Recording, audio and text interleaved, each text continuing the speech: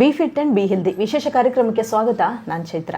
ಒತ್ತಡದ ಜೀವನ, ಬದಲಾಗುತ್ತಿರುವ ಜೀವನ ಶೈಲಿ, ಜನರಿಗೆ ನೂರಾರು ಆರೋಗ್ಯದ ಸಮಸ್ಯೆ. ನೆಮ್ಮದಿಯಿಂದ ಜೀವನವನ್ನು ನಡೆಸಬೇಕು ಅಂದರೆ ಆರೋಗ್ಯ ಕೂಡ ಅಷ್ಟೇ ಇಂಪಾರ್ಟೆಂಟ್ ಆಗುತ್ತೆ. ವೀಕ್ಷಕರೇ, ಇವತ್ತು ಚರ್ಮದ ಕ್ಯಾನ್ಸರ್ ಅನ್ನುವಂಥದ್ದು ಕಂಡು ಬರ್ತಾ ಇರುವಂಥದ್ದು.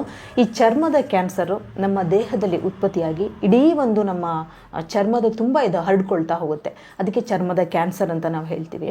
ಈ ಚರ್ಮದ ಕ್ಯಾನ್ಸರ್ಗೆ ಏನೆಲ್ಲ ಟ್ರೀಟ್ಮೆಂಟ್ಗಳಿದೆ, ಜೊತೆಗೆ ಹೆಂಗೆ ಬರುತ್ತೆ ಈ ಕ್ಯಾನ್ಸರು, ಇದ್ರ ಬಂದ ಮೇಲೆ ನಾವು ಏನು ಮಾಡಬೇಕು ಅನ್ನೋದ್ರ ಬಗ್ಗೆ ಇವತ್ತು ನಮ್ಮ ಜೊತೆ ಮಾತಾಡಲಿಕ್ಕಿದ್ದಾರೆ ಸೆಲೆಬ್ರಿಟಿ ಫಿಟ್ನೆಸ್ ಹಾಗೂ ನ್ಯೂಟ್ರಿಷನ್ ಎಕ್ಸ್ಪರ್ಟ್ ಆದಂತಹ ವಿಶಾಲ್ ಸಂಜಯ್ ಶಿವಮ್ ಅವರು. ಸರ್, ಕಾರ್ಯಕ್ರಮಕ್ಕೆ ಸ್ವಾಗತ. ನಮಸ್ಕಾರ.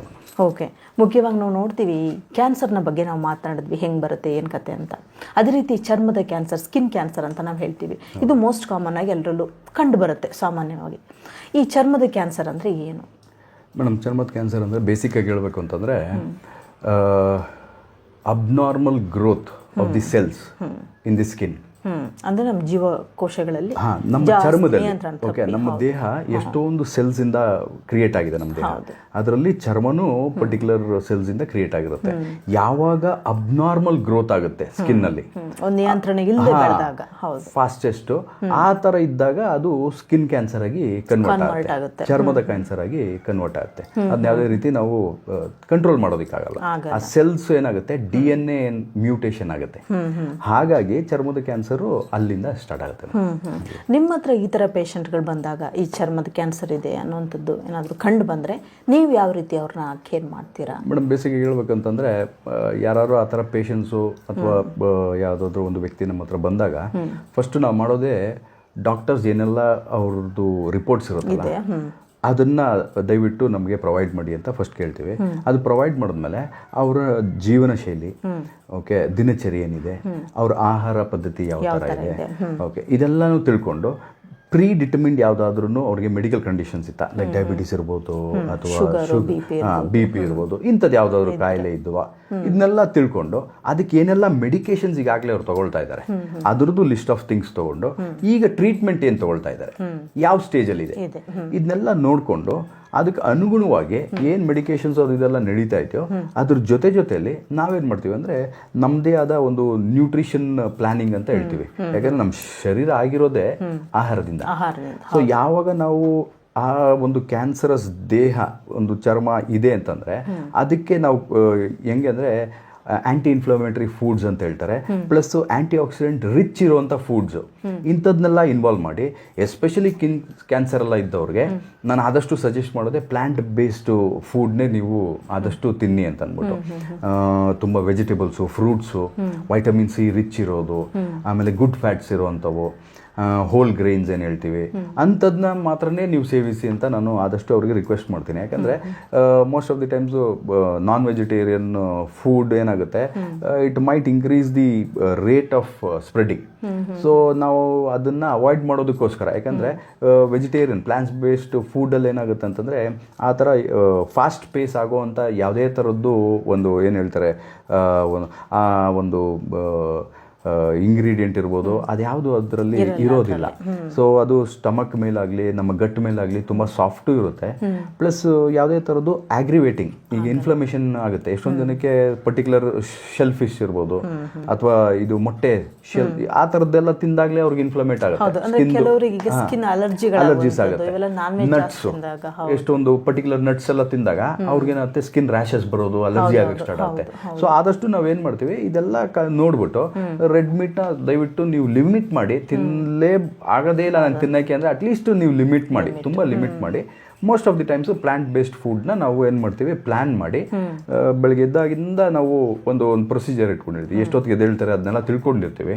ದಿನಚರಿ ಯಾವಾಗ ಸ್ಟಾರ್ಟ್ ಆಗುತ್ತೆ, ಅವ್ರದ್ದು ಯಾವಾಗ ಮುಗಿಯುತ್ತೆ, ವರ್ಕಿಂಗ್ ಪೀಪಲ್ ಆದರೆ ಯಾವ ಥರ, ಅಥವಾ ಮನೇಲೇ ಇರೋರಂತಾದರೆ ಯಾವ ಥರ, ಇದೆಲ್ಲ ತಿಳ್ಕೊಂಡು ಏನು ಮಾಡ್ತೀವಿ, ಬೆಳಗ್ಗೆ ಎದ್ದಾಗಿಂದ ಅವರು ತಿರ್ಗಾ ವಾಪಸ್ ಅವರು ಮಲಗೋವರೆಗೂ ಏನೆಲ್ಲ ಪ್ರೊಸೀಜರ್ಸ್ ಇದೆಯೋ, ಎಸ್ಪೆಷಲಿ ವಿತ್ ಫುಡ್ ಆಗ್ಬೋದು, ಸ್ವಲ್ಪ ಫಿಸಿಕಲ್ ಆ್ಯಕ್ಟಿವಿಟಿ ಇರ್ಬೋದು, ಇದೆಲ್ಲದನ್ನು ನಾವು ಕನ್ಸಿಡರ್ ಮಾಡಿ ಅವ್ರಿಗೆ ನೀಟಾಗಿ ಗೈಡ್ ಮಾಡಿ ಅವ್ರನ್ನ ಮುಂದಕ್ಕೆ ಕರ್ಕೊಂಡು ಹೋಗ್ತೀವಿ. ಇದ್ರದ್ದೆಲ್ಲ ಒಂದು ಪ್ಯಾಕೇಜ್ ಅಂತ ಅಂದ್ಬಿಟ್ಟು ಫಿಕ್ಸ್ ಮಾಡಿ ಅವ್ರಿಗೆ ನಾವು ಗೈಡ್ ಮಾಡ್ತಾ ಹೋಗ್ತೀವಿ. ಏನು ಟ್ರೀಟ್ಮೆಂಟ್, ಮೆಡಿಕಲ್ ಟ್ರೀಟ್ಮೆಂಟ್ ನಡೀತಾ ಅದ್ರ ಜೊತೆಯಲ್ಲಿ ನಾವು ಡಾಕ್ಟರ್ಸ್ನು ಅವ್ರ ಸಂಪರ್ಕದಲ್ಲಿ ಇಟ್ಕೊಂಡು, ಸರ್ ಯಾವ ಸ್ಟೇಜಲ್ಲಿ ಏನು ಮಾಡ್ತಾ ಇದ್ದೀರಾ, ಹೇಗೆ ಮಾಡ್ತಾ ಇದ್ದೀರಾ, ನೆಕ್ಸ್ಟ್ ಅವ್ರಿಗೆ ಏನು ಮೆಡಿಕೇಶನ್ಸ್ ಕೊಡ್ತಾ ಇದ್ದೀರಾ, ಈ ಮೆಡಿಕೇಶನ್ಸಲ್ಲಿ ಯಾವ್ದಾದ್ರು ಕಾಂಪ್ಲಿಕೇಶನ್ಸ್ ಇದೆಯಾ, ಯಾಕಂದರೆ ಎಷ್ಟೊಂದು ಮೆಡಿಕೇಶನ್ಸು ಇವನ್ ಫುಡ್ಗೆ ಅದು ರಿಯಾಕ್ಟ್ ಮಾಡುತ್ತೆ. ಸೊ ಹಾಗಾಗಿ ಅದನ್ನೆಲ್ಲ ನೋಡಿಕೊಂಡು ನಾವೇನು ಮಾಡ್ತೀವಿ, ಇವಾಗ ಫಾರ್ ಎಕ್ಸಾಂಪಲ್ ಏನಾದ್ರೂ ಈ ಸ್ಟ್ಯಾಟಿನ್ಸು ಅದೆಲ್ಲ ಕೊಡ್ತಾರೆ, ಏನಕ್ಕೆ ಬ್ಲಡ್ ತಿನ್ನಾಗೋದಕ್ಕೆ, ಅದೇನು ಮಾಡುತ್ತೆ, ಗ್ಯಾಸ್ ಕ್ರಿಯೇಟ್ ಮಾಡುತ್ತೆ. ಸೊ ಅದನ್ನ ಕೌಂಟರ್ ಮಾಡೋದಕ್ಕೆ ಇವರು ಆಂಟಾಸಿಡ್ಸ್ ಕೊಡ್ತಾರೆ. ಸೊ ಈ ಥರ ಎಲ್ಲ ಇದ್ದಾಗ ಫುಡ್ನು ನಾವು ನೋಡಬೇಕು, ಗ್ಯಾಸಿ ಫುಡ್ ನಾವು ಕೊಡೋಂಗಿಲ್ಲ. ಸೊ ಕಾಳುಗಳು ಇಂಥದ್ದೆಲ್ಲ ಸ್ವಲ್ಪ ಯಾವ್ದು ಗ್ಯಾಸ್ ಪ್ರೊಡ್ಯೂಸ್ ಮಾಡುತ್ತೋ ಅಂಥದ್ದನ್ನೆಲ್ಲ ನಾವು ಕೊಡೋಕ್ಕಾಗಲ್ಲ. ಸೊ ಇದೆಲ್ಲ ನೋಡಿ ನಾವು ಸ್ಟೆಪ್ ಬೈ ಸ್ಟೆಪ್ ಎಲ್ಲದನ್ನು ಕನ್ಸಿಡರ್ ಮಾಡಿ ಅವ್ರ ಮೆಡಿಕೇಷನ್ನು ಡಾಕ್ಟರ್ ಸಂಪರ್ಕದಲ್ಲಿ ಇಟ್ಕೊಂಡು ನಮ್ಮದೇ ಆದ ಏನೇನು ನ್ಯೂಟ್ರಿಷನ್ ಕೊಡಬೇಕೋ ಅದನ್ನು, ಮತ್ತು ಫಿಸಿಕಲ್ ಆ್ಯಕ್ಟಿವಿಟಿ, ನಮ್ಮಲ್ಲಿ ಯಾರಾದರೂ ಟ್ರೈನರ್ಸ್ ಅವ್ರನ್ನ ಟ್ರೈನ್ ಮಾಡ್ತಾಯಿದ್ರೆ ಅವ್ರಿಗೆ ಗೈಡ್ ಮಾಡೋದು, ಯಾವ್ಯಾವ ಥರ ಆ್ಯಕ್ಟಿವಿಟೀಸ್ ಮಾಡಿಸ್ಬೇಕು, ಹೇಗೆ ಮಾಡಿಸ್ಬೇಕು, ಇಮ್ಯೂನ್ ಸಿಸ್ಟಮ್ ಸ್ಟ್ರೆಂಥನ್ ಮಾಡೋದಕ್ಕೆ ಹೇಗೆ ಈ ಎಕ್ಸಸೈಸು ಮತ್ತು ನ್ಯೂಟ್ರಿಷನ್ ಹೆಲ್ಪ್ ಆಗುತ್ತೆ, ಅದಕ್ಕೆ ಏನಾದ್ರು ಪರ್ಟಿಕ್ಯುಲರ್ ಸ್ಪೋರ್ಟ್ಸ್ ಸಪ್ಲಿಮೆಂಟ್ಸ್ ತೊಗೋಬೇಕಾ, ಇದೆಲ್ಲ ನೋಡ್ಕೊಂಡು ನಾವು ಸಜೆಸ್ಟ್ ಮಾಡಿ ಅವ್ರಿಗೆ ಹೆಲ್ಪ್ ಮಾಡ್ತೀವಿ. ಹಾಗೆ ಈ ಸ್ಕಿನ್ ಕ್ಯಾನ್ಸರ್ ಕಂಡು ಬಂದಾಗ ಏನೆಲ್ಲ ಲಕ್ಷಣಗಳು ಬರುತ್ತೆ, ಯಾವ ಥರ ಸಿಂಪ್ಟಮ್ಸ್ ಇರುತ್ತೆ? ಜನರಲ್ಲಾಗಿ ಸ್ಕಿನ್ ಕ್ಯಾನ್ಸರ್ ಬಂದಾಗ ಫಾರ್ ಎಕ್ಸಾಂಪಲ್ ಎಲ್ಲೋ ಒಂದು ಕಡೆ ಚಿಕ್ಕದಾಗೆ ರೆಡ್ ಸ್ಪಾಟ್ಸ್ ಕಾಣಿಸ್ಕೊಳ್ಬೋದು, ಅಥವಾ ಇವಾಗ ನಮಗೆ ಮೋಲೆಲ್ಲ ಇರುತ್ತಲ್ಲ, ಮಚ್ಚೆ ಅಂತ ಏನು ಹೇಳ್ತೀವಿ, ಅದು out of the way abnormal ಆಗಿ ಅದು ಸಡನ್ ಆಗಿ ದೊಡ್ಡದಾಗ್ತಾ ಹೋಗ್ಬೋದು. ಇಲ್ಲ ಅಂತಂದ್ರೆ ಎಲ್ಲೋ ಒಂದು ಜಾಗದಲ್ಲಿ ಪೇನ್ ಕಾಣಿಸ್ಕೊಳ್ಳೋದು, ಬರೀ ಆ ಜಾಗದಲ್ಲಿ ಮಾತ್ರ ಪೇನ್ ಕಾಣಿಸ್ಕೊಳ್ಳೋದು, ಈ ತರ ಸರ್ಟನ್ ಸಿಂಪ್ಟಮ್ಸ್ ಕಾಣಿಸ್ಕೊಳ್ಳುತ್ತೆ. ಸೊ ಆವಾಗ ಅದು symptoms within week, 10 days 15 days ಅದು ಕ್ಯೂರ್ ಆಗಲಿಲ್ಲ ಅಂದರೆ it's always better to go to a doctor and get it check. ಅವಾಗ ಸ್ಕಿನ್ದು ನಾವು ಚೆಕಪ್ ಮಾಡಿಸ್ತಾ ಇರಬೇಕು. ನಮಗೆ ಗೊತ್ತಾಗ್ತಾ ಇರುತ್ತೆ, ಯಾಕಂದರೆ ದಿನಚರಿಯಲ್ಲಿ ನಾವು ಸ್ನಾನ ಮಾಡಿದಾಗ ಕನ್ನಡಿ ಮುಂದೆ ನಿಂತ್ಕೊಂಡಾಗ ಏನಾದರೂ ಔಟ್ ಆಫ್ ದಿ ವೇ ಏನಾದ್ರು ಚೇಂಜಸ್ ಇದೆ, ಸಡನ್ ಆಗಿ ಬೇರೆ ಏನಾದ್ರೂ ಕಾಣಿಸ್ಕೊಳಕ್ ಸ್ಟಾರ್ಟ್ ಆಯ್ತು ಅಂದ್ರೆ ಆದಷ್ಟು ಸ್ವಲ್ಪ ಕೇರ್ಫುಲ್ ಆಗಿ ಅವ್ರು ಇದ್ದು ಡಾಕ್ಟರ್ನ ಕನ್ಸಲ್ಟ್ ಮಾಡಿ ಅದನ್ನ ಒಂದ್ಸಲಿ ರೀಚೆಕ್ ಮಾಡಿಸ್ಕೊಳ್ಳೋದ್ರಲ್ಲಿ ಯಾವುದೇ ತರದ್ದು ತೊಂದರೆ ಇಲ್ಲ. ಈ ಅಲರ್ಜಿಗಳು ಬಂದಾಗ ಅದೇನಾದ್ರೂ ಈ ಕ್ಯಾನ್ಸರ್ ಆಗಿ ಕನ್ವರ್ಟ್ ಆಗುತ್ತೆ? ಅಲರ್ಜಿ ಬಂದಾಗ ಏನಾಗುತ್ತೆ, ಅಲರ್ಜಿ ಅಂತಂದ್ರೆ ಫಸ್ಟ್ ನಾವು ತಿಳ್ಕೊಬೇಕು, ಕೆಲವೊಂದಿಷ್ಟು ಅಲರ್ಜಿಗಳು ಇರ್ತವೆ, ಅದು ಕಂಟಿನ್ಯೂ ಮೆಡಿಸಿನ್ ತಗೊಂತಾ ಇದ್ರೆ ಮಾತ್ರ ಹೋಗುತ್ತೆ, ಆಮೇಲೆ ಮತ್ತೆ ಅಗೇನ್ ಬರುತ್ತೆ, ಈ ತರ ಇರ್ತವೆ. ಅದು ಯಾಕೆ ಬರುತ್ತೆ ಅಂದ್ರೆ ಇನ್ಫ್ಲಮೇಷನ್ ಅಂತ ಹೇಳ್ತೀವಿ ಬಾಡಿಯಲ್ಲಿ. ಯಾವಾಗ ಇನ್ಫ್ಲಮೇಟ್ ಆಗುತ್ತೋ ಬಾಡಿಯಲ್ಲಿ ಅವಾಗ ಅಲರ್ಜಿಸು ಕಾಣಿಸ್ಕೊಳಕ್ ಸ್ಟಾರ್ಟ್ ಆಗುತ್ತೆ. ನಾವು ಮೆಡಿಕೇಶನ್ ತಗೊಂಡಾಗ ಏನಾಗುತ್ತೆ, ಸಪ್ರೆಸ್ ಆಗುತ್ತೆ, ಅದು ಗುಣ ಆಗಲ್ಲ ಕಂಪ್ಲೀಟ್ ಆಗಿ. ಸೊ ಹಾಗಾಗಿ ಯಾವಾಗ ಮೆಡಿಕೇಶನ್ಸ್ದು ಎಫೆಕ್ಟ್ಸ್ ಕಡಿಮೆ ಆಗುತ್ತೆ, ಸ್ಟಾಪ್ ಮಾಡಿದ್ಮೇಲೆ ತಿರ್ಗಾ ಇನ್ಫ್ಲಮೇಷನ್ ಜಾಸ್ತಿ ಆಗುತ್ತೆ, ತಿರ್ಗಾ ಅಲರ್ಜಿ ಆಗುತ್ತೆ. ಸೊ ಹಾಗಾಗಿ ಅದು ಕ್ಯಾನ್ಸರಸ್ಗೆ ಕನ್ವರ್ಟ್ ಆಗುತ್ತೆ ಅನ್ನೋದು ಅದು ರಾಂಗ್ ಮೇಡಮ್. ಹೌದು, ತಪ್ಪಾಗುತ್ತೆ. ಈ ಸ್ಕಿನ್ ಕ್ಯಾನ್ಸರ್ ಬರ್ಲಿಕ್ಕೆ ಏನು ಕಾರಣ ಸರ್ ಮುಖ್ಯವಾಗಿ? ಮೋಸ್ಟ್ ಆಫ್ ದಿ ಟೈಮ್ಸ್ ಹೇಳಬೇಕು ಅಂತಂದರೆ ನಾವು ಜನರಲ್ ಆಗಿ ಮಾತಾಡಿದಾಗೆ ಲೈಫ್ ಸ್ಟೈಲ್ ಡಿಸಾರ್ಡರ್ಸು ಇರುತ್ತೆ. ಇನ್ನೊಂದೇನು ಅಂತಂದರೆ ಎನ್ವಿರಾನ್ಮೆಂಟಲ್ ಅಂತ ಹೇಳ್ತೀವಿ. ಸೊ ಹಾಗಾಗಿ ಎಲ್ಲೋ ರೇಡಿಯೇಷನ್ಗೆ ಎಫೆಕ್ಟ್ ಆಗಿ, ಇವಾಗ ಯಾವುದೋ ಒಬ್ಬರು ಒಂದು ರೇಡಿಯೇಷನ್ ಕ್ಲಿನಿಕಲ್ ಕೆಲಸ ಮಾಡ್ತಾ ಇರ್ತಾರೆ ಅಂತ ತಿಳ್ಕೊಳ್ಳೋಣ, ಅವ್ರು ಅದಕ್ಕೆ ಎಕ್ಸ್ಪೋಸ್ ಆಗೋದಾಗ್ಲಿ, ಎಲ್ಲೋ ಒಂದು ಕಡೆ ಕೆಮಿಕಲ್ ಫ್ಯಾಕ್ಟ್ರೀಸ್ ಈ ಥರದ್ದಲ್ಲ. ಸೊ ಅಲ್ಲೆಲ್ಲ ಕೆಲಸ ಮಾಡಿದಾಗ ಪದೇ ಅದ್ರದ್ದು ಕೆಮಿಕಲ್ ಇನ್ಹೇಲೇಷನ್ ಆಗಿ ಈ ಥರ ಎಲ್ಲ ಕಾರಣಗಳಿಂದ ಅವ್ರಿಗೆ ಕ್ಯಾನ್ಸರ್ ಬರೋ ಸಂಭಾವನೆಗಳು. ಇನ್ನೊಂದೇನು ಅಂತಂದರೆ ನಾನು ಹೇಳಿದ್ನಲ್ಲ, ಈ ಒಂದು ಏನು ಹೇಳ್ತೀವಿ, ಈ ಧೂಮಪಾನ, ಆಮೇಲೆ ಆಲ್ಕೋಹಾಲು, ಮತ್ತು ಇದು ತಂಬಾಕು ಸೇವನೆ ಮಾಡೋದು, ಇದು ಡೆಫಿನೆಟ್ಲಿ ನಿಮ್ಮನ್ನ ಆ ಒಂದು ಚರ್ಮ ಕಾಯಿಲೆಗೆ ಅದು ಒನ್ ಆಫ್ ದಿ ರೀಸನ್ಸ್ ಅಂತ ಹೇಳ್ಬೋದು, ಬರೋದಕ್ಕೆ ಅದು ಒಂದು ಕಾರಣ ಆಗುತ್ತೆ. ಹಾಗೆ ಈ ಸ್ಕಿನ್ ಕ್ಯಾನ್ಸರ್ ಏನಾದರೂ ಟೈಪ್ಸ್ಗಳಿದೆಯಾ ಅಂತ ಸರ್? ಹೌದು ಮೇಡಮ್, ಅದರಲ್ಲಿ ನಾನಾ ಥರ ಟೈಪ್ಸ್ ಇದೆ. ಮುಖ್ಯವಾಗಿ 3 ಟೈಪ್ನೇ ಕನ್ಸಿಡರ್ ಮಾಡ್ತಾರೆ. 4ನೇದು ರೇರೆಸ್ಟ್ ಆಫ್ ದಿ ರೇರ್ ಅಂತ ಹೇಳ್ತಾರೆ. ಸೊ ಅದರಲ್ಲಿ ಮೊದಲನೇದು ಏನು ಹೇಳ್ತಾರೆ ಅಂದರೆ BCC ಅಂತ ಹೇಳ್ತಾರೆ, ಬೇಸಲ್ ಸೆಲ್ ಕಾರ್ಸಿನೋಮಾ ಅಂತ ಹೇಳ್ತಾರೆ. ಇದರಲ್ಲಿ ಏನಾಗುತ್ತೆ ಅಂತಂದರೆ ಫಸ್ಟ್ ಸ್ಟೇಜ್ ಇದು ಎಲ್ಲೋ ಒಂದು ಕಡೆ ಸ್ಟಾರ್ಟ್ ಆಗುತ್ತೆ, ಸ್ಲೋ ಆಗಿ ಅದು ಒಂದು ಸೆಲ್ಲಿಂದ ಇನ್ನೊಂದು ಸೆಲ್ಲು ಸ್ಲೋ ಆಗಿ ಅದು ಮೂವ್ ಆಗುತ್ತೆ. ಒಂದು ಸೆಲ್ಲನ್ನು ಅದು ಕಂಪ್ಲೀಟಾಗಿ ಅದು ಕ್ಯಾನ್ಸರಸ್ ಮಾಡಿ ಅದರ ಪಕ್ಕದಲ್ಲಿರೋದನ್ನು ಸ್ಲೋ ಆಗಿ ಅದನ್ನು ಕ್ಯಾನ್ಸರಸ್ ಮಾಡ್ತಾ ಹೋಗುತ್ತೆ. ಓಕೆ, ಯಾವಾಗ ಸೆಕೆಂಡ್ ಸ್ಟೇಜ್ಗೆ ಹೋಗುತ್ತೋ ಆ ಸೆಕೆಂಡ್ ಸ್ಟೇಜೇ ಏನು ಹೇಳ್ತಾರೆ ಅಂತಂದರೆ ಸ್ಕ್ವಾಸ್ಮೋಸ್ ಸೆಲ್ ಕಾರ್ಸಿನೋಮಾ ಅಂತ ಹೇಳ್ತಾರೆ. ಸೆಕೆಂಡ್ ಸ್ಟೇಜಲ್ಲಿ ಏನಾಗಿರುತ್ತೆ, ಈ ಫಸ್ಟ್ ಸ್ಟೇಜಲ್ಲಿ ಅಕ್ಕಪಕ್ಕ ಇರೋದನ್ನೆಲ್ಲ ಅದು ಕ್ಯಾನ್ಸರಸ್ ಮಾಡಿ ನೆಕ್ಸ್ಟು ಒಂದು ಹಂತಕ್ಕೆ ಹೋಗಿರುತ್ತಲ್ಲ, ಅವಾಗ ಡೀಪಾಗಿ ಪೆನೆಟ್ರೇಟ್ ಆಗಿರುತ್ತೆ. ಸ್ಕಿನ್ದು ಎಪಿಡರ್ಮಿಸ್ ಅಂತ ಹೇಳ್ತಾರೆ, ಮೇಲ್ಗಡೆ ಲೇಯರ್, ಅದರಲ್ಲಿ ಸ್ಟಾರ್ಟ್ ಆಗಿ ಯಾವುದು BCC ಅದರಲ್ಲಿ ಸ್ಟಾರ್ಟ್ ಆಗಿ ಸ್ವಲ್ಪ ಒಳಗಡೆ ಟಿಶ್ಯೂ ಒಳಗಡೆ ಹೋದಾಗ ಅದು ಸೆಕೆಂಡ್ ಸ್ಟೇಜ್ ಆಗುತ್ತೆ, SCC ಅಂತ ಹೇಳ್ತಾರೆ. ಸೊ ಅದನ್ನ ಏನಾಗುತ್ತೆ, ಅಲ್ಲಿ ಏನಾಗುತ್ತೆ ಟಿಶ್ಯೂ ಎಲ್ಲಾನು ಸ್ಪ್ರೆಡ್ ಆಗ್ಬಿಟ್ಟು ಒಳಗಡೆ ಇನ್ನೇನು ನೆಕ್ಸ್ಟ್ ಸ್ಟೇಜಲ್ಲಿ ಅದು ಆರ್ಗನ್ಸ್ಗೆ ಅದು ಇನ್ಸರ್ಟ್ ಆಗೋದಕ್ಕೆ ರೆಡಿ ಇರುತ್ತೆ. ಸೊ ಥರ್ಡ್ ಸ್ಟೇಜನ್ನೇ ಹೇಳ್ಬೇಕು ಅಂತಾರೆ ಮೆಲನೋಮಾ. ಇದು ಏನು ಅಂತಂದರೆ ಇದು ಕಾಮನ್ ಕ್ಯಾನ್ಸರ್ ಅಲ್ಲ, ಬಟ್ ಇದು ಈ ಸ್ಟೇಜ್ ಬಂದಿದೆ ಅಂದರೆ it is a deadly stage ಅಂತ ಹೇಳ್ಬೋದು, ಡೆಡ್ಲಿ ಕ್ಯಾನ್ಸರ್ ಇರ್ಬೋದು. ಮುಂಚೆ ಹೇಳಿದ್ದೆರಡೂ ಬೇಸಿಲ್ ಇರ್ಬೋದು ಅಥವಾ ಸ್ಕ್ವಾಮೋಸ್ ಇರ್ಬೋದು, ಅದೆರಡೂ ಕಾಮನ್ ಕ್ಯಾನ್ಸರ್, ಕಾಣಿಸ್ಕೊಳ್ಳುವಂಥ ಕ್ಯಾನ್ಸರ್. ಎರಡಕ್ಕೂ ಟ್ರೀಟ್ಮೆಂಟ್ ಕೂಡ ಈಸಿ. ಈ ಮೆಲನೋಮಾಗೆ ಟ್ರೀಟ್ಮೆಂಟು ತುಂಬಾನೇ ಸ್ವಲ್ಪ ಕಷ್ಟ, ಯಾಕಂದ್ರೆ ಆ ಸ್ಟೇಜ್ಗೆ ಹೋಗಿದೆ ಅಂದರೆ ಆರ್ಗನ್ಸಲ್ಲೆಲ್ಲ ಅದು ಸ್ಪ್ರೆಡ್ ಆಗಿಬಿಟ್ಟಿದೆ ಅಂತ ಅರ್ಥ. ಸೊ ಹಾಗಾಗಿ ಇದು 3 ಜನರಲ್ ಆಗಿ ಕಾಣಿಸ್ಕೊಳ್ಳುತ್ತೆ. ರೇರೆಸ್ಟ್ ಅಂತ ನಾನು ಮಾತಾಡಿದ್ನಲ್ಲ, 4ನೇದು ಅದು ಮ್ಯಾಕ್ರೆಲ್ ಅಂತ ಹೇಳ್ತಾರೆ, ಮ್ಯಾಕ್ರೆಲ್ ಸೆಲ್ ಕಾರ್ಸಿನೋಮಾ ಅಂತ. ಅದೇಂಗೆ ಅಂತಂದ್ರೆ ತುಂಬಾನೇ ರ್ಯಾಪಿಡ್ ಆಗಿ ಅಗ್ರೆಸಿವ್ ಆಗಿ ಅದು ಸ್ಪ್ರೆಡ್ ಆಗಕ್ಕೆ ಸ್ಟಾರ್ಟ್ ಆಗುತ್ತೆ. ಜನರಲ್ ಆಗಿ ಏನು ಹೇಳ್ತಾರೆ ಈ ಮೆಡಿಕಲ್ ಟರ್ಮ್ ಅಲ್ಲಿ ಮೆಟಾಸ್ಟಾಟಿಸ್ ಅಂತ ಹೇಳ್ತಾರೆ. ತುಂಬಾ ಫಾಸ್ಟ್ ಆಗಿ ಅಗ್ರೆಸಿವ್ ಆಗಿ ಒಂದರಿಂದ ಒಂದು ಫಾಸ್ಟ್ ಸ್ಪ್ರೆಡ್ ಆಗ್ಬಿಡುತ್ತೆ, ಎಲ್ಲ ಕಡೆ ಸ್ಪ್ರೆಡ್ ಆಗುತ್ತೆ, ಅದರ್ ಪಾರ್ಟ್ಸ್ಗೂ ಅದು ಸ್ಪ್ರೆಡ್ ಆಗಕ್ಕೆ ಸ್ಟಾರ್ಟ್ ಆಗುತ್ತೆ. ಸೊ ಹಾಗಾಗಿ ಇದು rarest of the rare. But ಮುಂಚಿತವಾಗಿ ಹೇಳಿದಾಗೆ 3 ಮಾತ್ರ ಕಾಮನ್ ಆಗಿ ಕಾಣಿಸ್ಕೊಳ್ಳುವಂಥ ಕ್ಯಾನ್ಸರ್ಸ್ ಮೇಡಮ್. ಓಕೆ, ನಿಮ್ಮ ಹತ್ರ ಇದೀಗ ಈ ರೀತಿ ಸೆಕೆಂಡ್ ಸ್ಟೇಜ್ ಆಗ್ಬಿಟ್ಟು ಥರ್ಡ್ ಸ್ಟೇಜ್, ಫಸ್ಟ್ ಸ್ಟೇಜಲ್ಲೇ ಬಂದಿರಲ್ಲ, ಲಾಸ್ಟ್ ಮೂಮೆಂಟಲ್ಲಿ ಬಂದರು ಅಂತ ತಿಳ್ಕೊಳ್ಳೋಣ. ಆ ಟೈಮಲ್ಲಿ ನೀವು ಯಾವ ರೀತಿ ಟ್ರೀಟ್ ಮಾಡ್ತೀರಾ? ಟ್ರೀಟ್ಮೆಂಟ್ ಅನ್ನೋದಕ್ಕಿಂತ ಏನು ಹೇಳ್ಬೋದು ಅಂತಂದರೆ, ಇವಾಗ ಫಾರ್ ಎಕ್ಸಾಂಪಲ್ ಈಗ ಒಂದು ಮೆಲನೋಮಾ ಸ್ಟೇಜ್ಗೆ ಹೋಗಿದೆ ಅಂತ ತಿಳ್ಕೊಳ್ಳೋಣ, ವೇರ್ ಟ್ರೀಟ್ಮೆಂಟೇ ಸ್ವಲ್ಪ ಟಫ್, ಹೌದು, ಅದನ್ನು ಕ್ಯೂರ್ ಮಾಡೋದಕ್ಕೆ. ಸೊ ಆಲ್ಮೋಸ್ಟ್ ಇನ್ನೇನಂದರೆ ಒಂದು ಘಟ್ಟಕ್ಕೆ ಹೋಗ್ಬಿಟ್ಟಿದೆ, ಅದು ವರ್ಸ್ಟ್ ಆಗಿದೆ.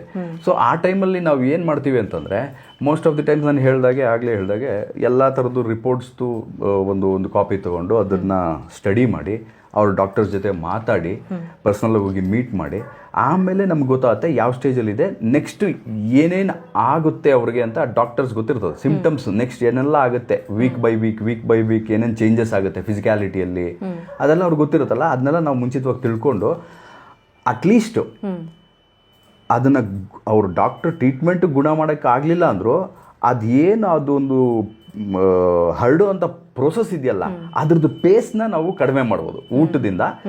ತುಂಬ ಆ್ಯಂಟಿ ಆಕ್ಸಿಡೆಂಟ್ ರಿಚ್ ಫುಡ್ ಕೊಡೋದ್ರಿಂದ ಹಿಡಿದು ಹೈ ಫ್ಯಾಟಿ ಫುಡ್ಸ್, ಏನು ಒಮೆಗಾ 3 ಗುಡ್ ಫ್ಯಾಟ್ಸ್, ಆಮೇಲೆ ವೈಟಮಿನ್ ಡಿ ಎಸ್ಪೆಷಲಿ. ಯಾಕಂದರೆ ಮೋಸ್ಟ್ ಆಫ್ ದಿ ಟೈಮ್ಸ್ ಏನಾಗುತ್ತೆ ಈ ಥರದೆಲ್ಲ ಇದ್ದಾಗ, first of all we have to see vitamin D deficiency ಆದಾಗಲೇ ಸ್ಕಿನ್ನಿಗೆ ಯಾವುದೇ ಇಶ್ಯೂಸ್ ಬರೋದು ಫಸ್ಟ್ ಥಿಂಗ್ ಅದೇ.